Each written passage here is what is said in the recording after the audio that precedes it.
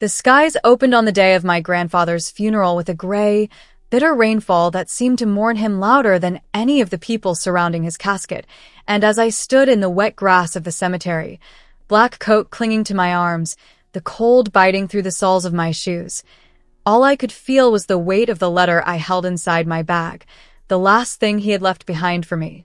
Written in his shaky hand just days before he passed, and sealed with his usual precision. They all watched me that day, the family I had grown up learning to fear in silence, the ones who smiled too wide when they wanted something and spoke in soft tones when they were sharpening knives behind your back, and though they offered their fake hugs and whispered condolences like a well-rehearsed play, I could see it in their eyes.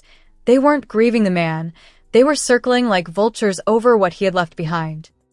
Aunt Linda, with her oversized pearl earrings and crocodile leather handbag, brushed an invisible strand of hair from my shoulder and leaned in with a smile that never reached her eyes, telling me in her syrupy voice how proud Grandpa would be that I was now the head of things, as if she hadn't spent the last 2 decades treating me like an unwanted stray dog every time I showed up for a holiday dinner. My uncle, Charles Carter, once a failed businessman turned local political mouthpiece, stood across the grave like a statue, arms crossed and jaw clenched, dressed in a coat far too expensive for a man who had supposedly gone bankrupt 3 years ago. I didn't miss the way his gaze drifted not toward the casket, but toward the lawyer standing at the edge of the cemetery, the one holding the envelope with the official copy of my grandfather's will. And then there was Grace, Cousin Grace.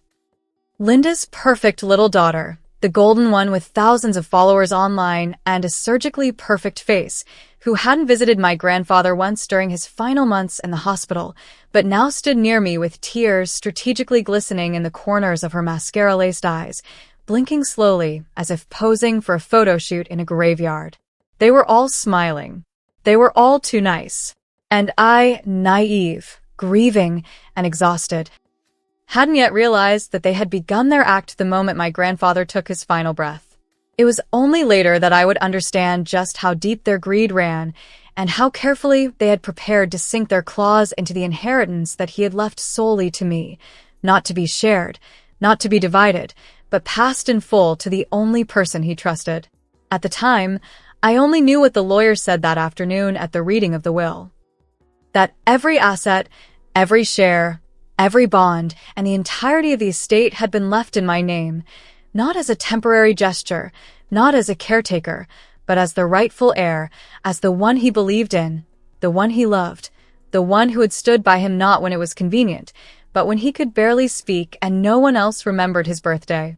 And the moment those words were spoken aloud, everything to Miss Emily Carter, the room went completely still, the silence more violent than any scream could have been.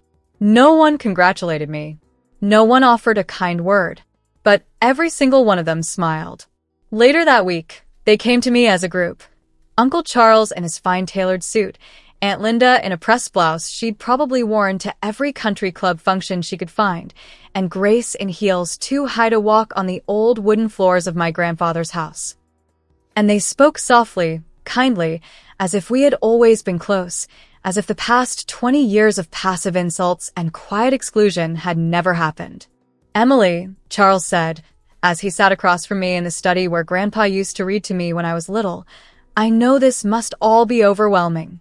Handling such a large estate, so many assets, legal procedures, it's a lot, especially for someone your age, and we just want to help make sure nothing slips through the cracks. The family should support each other." I remember nodding slowly, not because I believed him, but because I was still trapped in that fog of loss, that strange daze that comes after someone you love dies, when you can't tell who's genuine and who's performing for the cameras inside your head. Linda chimed in with a stack of documents in her manicured hands, papers neatly clipped together, everything already highlighted and tabbed. "These are just formalities. Transfer titles, bank consolidations, routine filings to make sure the accounts are managed properly. Of course, you're still the sole heir. These just allow us to act on your behalf, to carry the burden with you." And then came Grace, leaning against the doorway like some expensive perfume ad, sipping from a reusable coffee cup and saying with a laugh, You don't want lawyers crawling through Grandpa's memories, do you? Better to keep this in the family. I should have known. I did know. But knowing something and believing it are two different beasts. So I signed. Not all at once, not without hesitation, but enough. Enough to give them exactly what they needed. Over the next few days, I started noticing small things. Paintings missing from the hallway, antique clocks removed from the walls, ledgers that were suddenly misplaced or sent to storage. Linda began inviting appraisers into the house without asking me. Charles started making decisions on behalf of the family. Grace, meanwhile, took off to Milan for a work trip she conveniently funded with a transfer from one of the accounts now managed under her mother's name. And then came the phone call from the bank. I had gone in to access the trust fund, not to spend, but to pay for upkeep on the house and review the remaining financial records, only to be told, politely and firmly, that I no longer had account access. My name had been removed from the controlling rights. Just like that. Vanished. I remember staring at the banker, too stunned to speak. My ears rang. My skin went cold. When I confronted Charles about it that same afternoon, he didn't even blink. Sitting in Grandpa's old leather chair with his shoes on the mahogany desk, he glanced at me over his glasses and said, in the same calm voice he used to lie to reporters during his campaigns, "Emily, you signed over administrative control. Everything we've done is perfectly legal. You really should have read the documents more carefully." My stomach churned as Grace waltzed into the room behind me, smirking as she scrolled through her phone, and Linda offered me a glass of wine with a patronizing tilt of her head. "You still have your memories," she said, like I was some child being comforted after a broken toy. They didn't threaten me. They didn't scream. They didn't have to, because they had already won. I packed my things that night, not because they told me to leave, but because I couldn't bear to spend another minute breathing the same air as the people who had carved up my inheritance like vultures fighting over a carcass, and I left the house quietly, alone, and more furious than I had ever been in my life. That fury didn't fade. It calcified. It turned to steel. For days, I sat in the silence of my small apartment, replaying every word, every smile, every lie. And I didn't cry, not once, because I knew they wanted me to break down. They wanted to believe I would disappear, go back to my ordinary life, and never dare to come after them. But I remembered something my grandfather once told me, something he had whispered when his voice was failing, his hand trembling in mine. "They'll smile at you with knives in their hands, Emmy. Don't ever let your kindness be your downfall." That night, I opened the letter he had left just for me. Not the will, not the legal draft, but a personal message sealed in an envelope that had my name written in bold blue ink. Inside, in his fading script, he wrote, "If you're reading this, then I'm gone, and they're already circling. Don't let them fool you. Don't let them steal what I built for you. I gave it to you because I trust you, because you're the only one who ever loved me without a price tag attached. If they come for it, fight back. And don't be afraid to burn bridges. Some bridges lead straight to hell." I held that letter to my chest, and I made a promise, not just to him, but to myself. I wasn't going to beg them to return what was stolen. I wasn't going to play the victim. I was going to become the storm they never saw coming. And if you're still with me on this journey, then don't forget to subscribe. Because what's coming next isn't just revenge, it's justice, delivered with precision. It had been nearly a year since I walked away from that house. The house my grandfather built with his bare hands and a heart full of dreams. The house where I learned to read, where I scraped my knees on brick steps and was comforted by the warmth of his voice reading bedtime stories beside the fireplace. And yet it was now occupied by strangers wearing my last name, strangers who had stolen not only the physical structure, but the legacy stitched into its walls.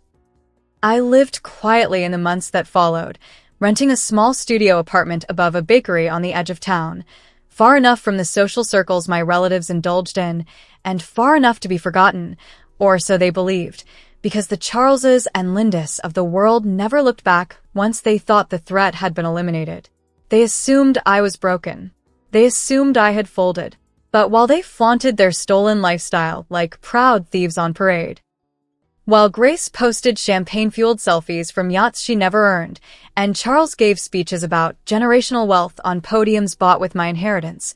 I was spending every hour of my evenings dissecting law textbooks, attending free online seminars, and reading thousands of pages about probate fraud, coercion under duress, forged amendments, and the psychology of family manipulation during estate proceedings.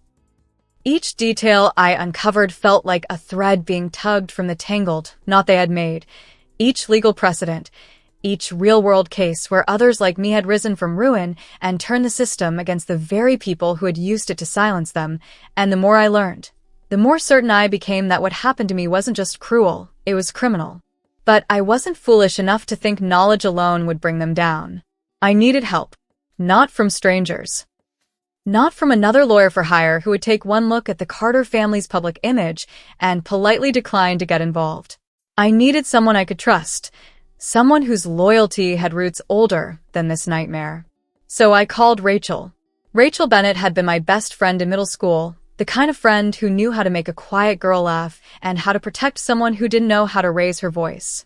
We lost touch after college, life pulling us in opposite directions. But I had never forgotten that she'd once dreamed of becoming a lawyer who specialized in justice for those the system ignored. When she picked up the phone and heard my voice, there was a moment of surprise, followed by a calm silence, the kind that belongs only to someone who listens very carefully before they speak. And when I explained what had happened, step by step, lie by lie, betrayal by betrayal, she didn't offer shallow pity or timid warnings. What she offered was her time, her mind, and most importantly, her fury. She told me she was already familiar with Uncle Charles. Apparently, his mayoral campaign had been quietly gathering enemies behind the scenes, thanks to some shady dealings and questionable donors, and she said she had the resources, the patience, and the cold resolve to help me build something airtight. She was everything I needed, and I told her everything. Every paper I signed, every clause I vaguely remembered, every offhand remark they made, every discrepancy in dates, every account I had once controlled but could no longer access.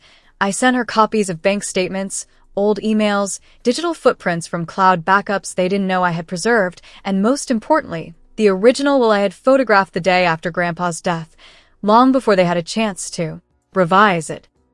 Rachel took it all in with a precision I admired and a calm I envied. But she also told me one critical truth, that the courts wouldn't just hand me a victory because I had been wronged. They would demand evidence.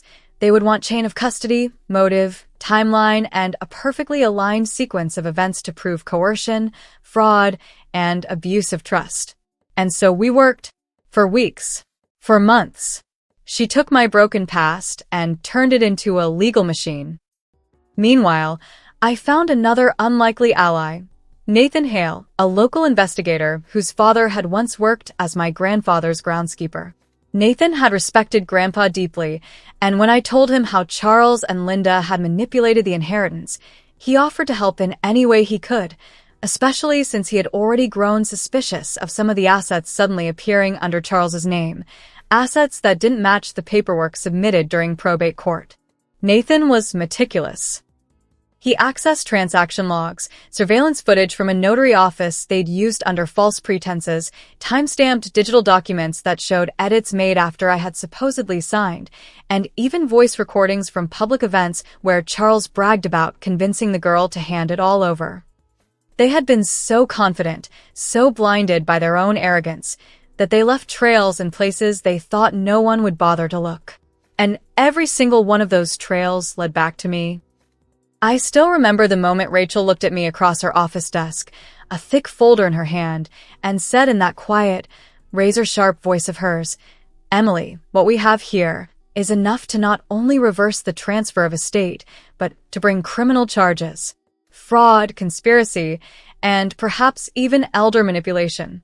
But I want you to know that once this begins, it cannot be undone." I didn't hesitate, because this wasn't revenge for revenge's sake. This was justice. This was about protecting the legacy of the man who loved me when no one else did, the man who taught me to value integrity over charm, who believed in me when others rolled their eyes. And this was about reminding those snakes that I hadn't disappeared, I had evolved.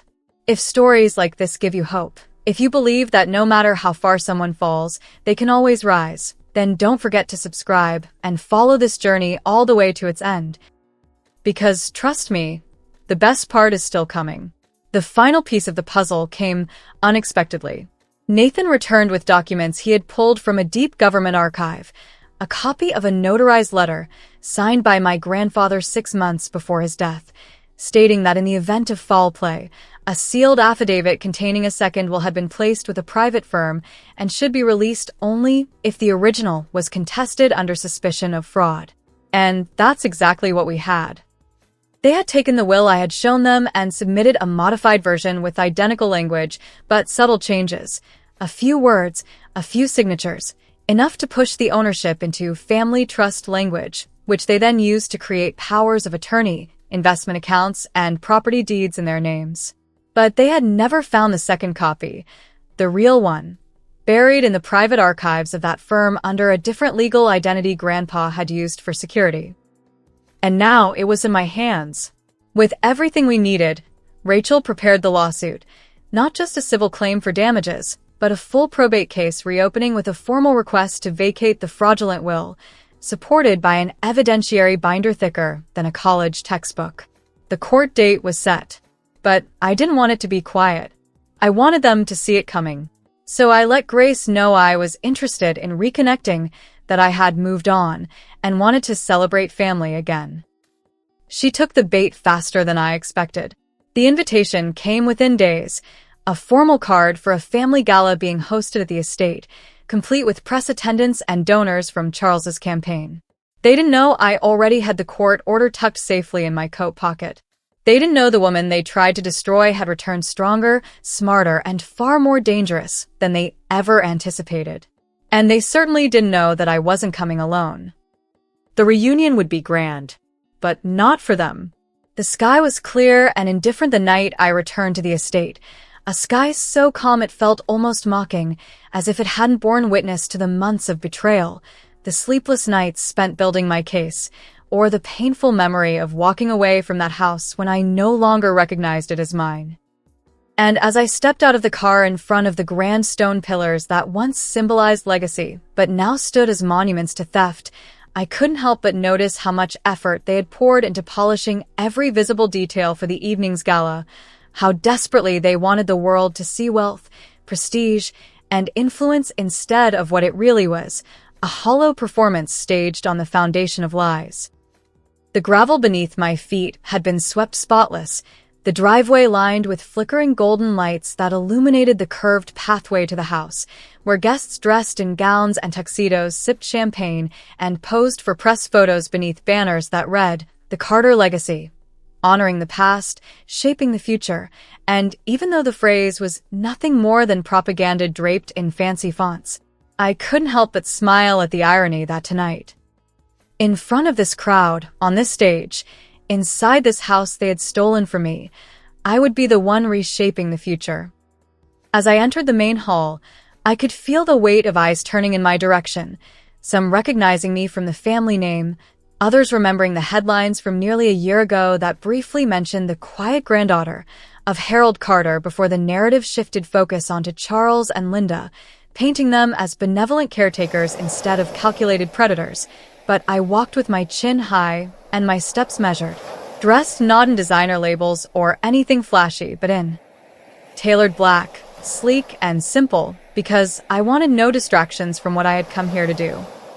The estate had been transformed into something unrecognizable, with walls adorned in gaudy portraits of Charles posing beside political donors and staged family photographs that conveniently excluded me, while Linda moved through the room like a hostess in her natural habitat, greeting guests with kisses on both cheeks and guiding them to tables overflowing with food funded by my grandfather's sweat-stained earnings, and Grace, always the starlet, held court near the central fountain, dressed in silver sequins and soaking up the attention like a wilted flower desperate for light.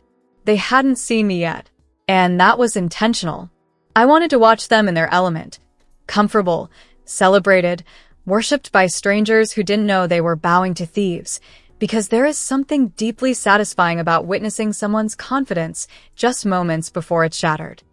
I waited until Charles took the stage, microphone in hand, flashing the same crooked smile that had won him local elections and television interviews, his voice filled with that familiar arrogance as he welcomed the crowd to an evening celebrating the Carter legacy, a legacy he claimed had been passed down through vision, unity, and strong moral values, and I felt the anger rising in my throat, not because of the lie itself, but because of how easily everyone around him swallowed it.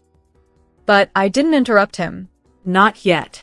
I waited until he reached the part of his speech where he spoke about safeguarding the future of this estate, where he thanked Linda for her tireless work and praised Grace for preserving the family image.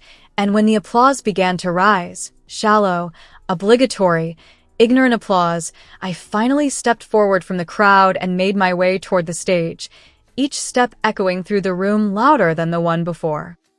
By the time I reached the foot of the stage, Charles had stopped speaking. He saw me now. His smile faltered just a fraction, but it was enough. And in that precise moment, every lie he had ever told, every smug glance he gave me while stripping away my inheritance, came flooding back with such clarity that I felt not nervous or shaken, but ready in a way I had never felt before in my life. With deliberate calm, I stepped onto the stage beside him, holding a thin black folder tucked beneath my arm, one that contained the results of a year's worth of legal research, months of preparation, and undeniable, court-certified truth, and as I turned to face the crowd, I could see their confusion begin to ripple through the room like a wave, waiting to crest. Without raising my voice or relying on theatrics, I began to speak. Not emotionally, not as a victim, but as the only person in the room who understood what the Carter legacy was truly built on, because I had lived it, cared for it, been entrusted with it, and then watched it be stolen from me by people who smiled as they cut out my heart. I told them that what stood before them, the estate, the wealth, the political campaign, the fashion partnerships, and influence deals, was a facade, carefully constructed by a family that had committed fraud against their own blood, that had manipulated legal documentation, forged signatures, and misrepresented court filings to strip an inheritance from the rightful heir, all under the disguise of love and protection. As the room fell silent, I removed from my folder a court order, signed and sealed, which named me the sole beneficiary and owner of the Harold Carter estate, reinstated after a full investigation revealed deliberate fraud, with witness testimony, digital trails, and the resurfacing of a second will that had been sealed in private storage under instruction from my grandfather himself, in the event he feared the original might be tampered with. The gasps were not subtle this time. Guests turned to one another, whispers rising like smoke, cameras lifting from tables and pockets to record the scene, and when Linda attempted to speak, stumbling through an incoherent denial that I had misunderstood the documents and was confused by grief, Rachel appeared from the crowd, walking calmly down the aisle, heels clicking, hair tied back, expression razor-sharp, holding her own copy of the court decision as legal confirmation. And if that wasn't enough, Nathan entered through the side doors, flanked by two uniformed officers, one of whom was carrying a digital warrant for immediate property inventory and forensic audit, citing suspected forgery, financial misconduct, and false representation during probate review, and in that moment, under chandeliers bought with stolen funds, beside a stage built to glorify greed, the entire Carter image collapsed.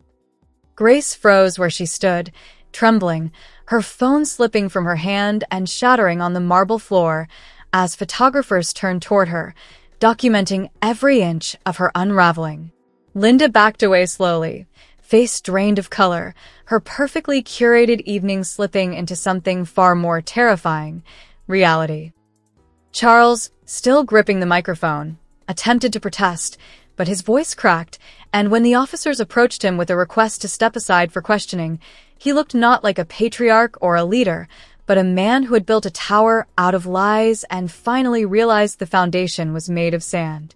And if you've ever been dismissed, betrayed, or laughed at by people who thought your silence was weakness, then you know exactly why this moment mattered. Why I didn't scream or rage. Why I simply stood there and let the truth do what truth does best. Expose everything. If you're still watching and you believe that justice is not only possible, but inevitable when we rise and take back what was taken from us, don't forget to subscribe. Not just for stories like this, but for the reminder that even when they smile in your face and steal behind your back, there is always a way back to power. The process that followed wasn't quick, but it was thorough. Over the next few weeks, the estate was legally and publicly returned to my name, assets frozen and reassigned, the Carter Trust reinstated under its original terms, with Rachel appointed as my personal executor and financial advisor to protect what remained from further contamination. Charles withdrew from his campaign, citing health complications, though even the newspapers struggled to ignore the headlines swirling around investigation, and Linda made a brief, half-hearted attempt to file a civil case for emotional damages, which the court dismissed with prejudice. Grace's online career fell apart within days, her sponsors vanishing, her followers turning, her past dragged into the spotlight she used to crave. I never visited them again. I didn't gloat or parade my victory through town. I returned to the estate alone, walked through each room slowly, touching the walls like they were the edges of an old wound, and I sat in the study where my grandfather once read poetry in the mornings, now reclaimed not just legally, but emotionally, a place that was mine again. And as I looked up at the portrait of him above the fireplace, I didn't cry. I smiled. Not because I had won something petty, but because I had honored him. Not with revenge, but with truth, law, and the unshakable strength of never backing down. They took everything from me, and I took it all back, piece by piece, word by word, case by case. Because some people smile while they destroy you, but I smile when I rebuild.